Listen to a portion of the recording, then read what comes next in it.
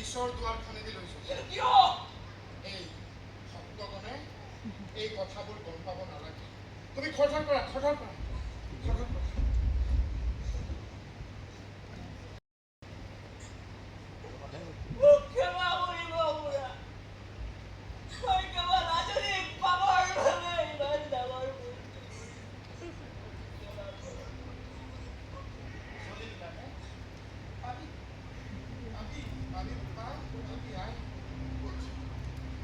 কিন্তু মোৰ এটা চৰ্ত আছে। চৰ্ত। তই আজিৰে পৰা এই অঞ্চলটোত হনুমেন নহয়, হনুমেন হৈছে।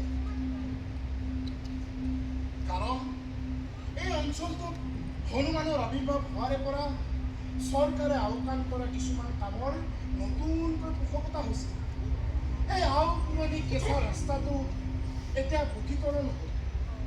এই আমাৰ অঞ্চলটোৰ মন্দিৰ, এই নামঘৰ আৰু আমাৰ বিদ্যালয়, মহাবিদ্যালয়, এই সকলোবোৰ আকৌ নতুনকৈ নিৰ্মাণ হৈছে, আকৌ ধুনীয়া হৈছে। আৰু আমাৰ অঞ্চলটোৰ এই আৰ্থিকভাৱে মানুহবোৰ সচ্ছল হৈ পৰিছে।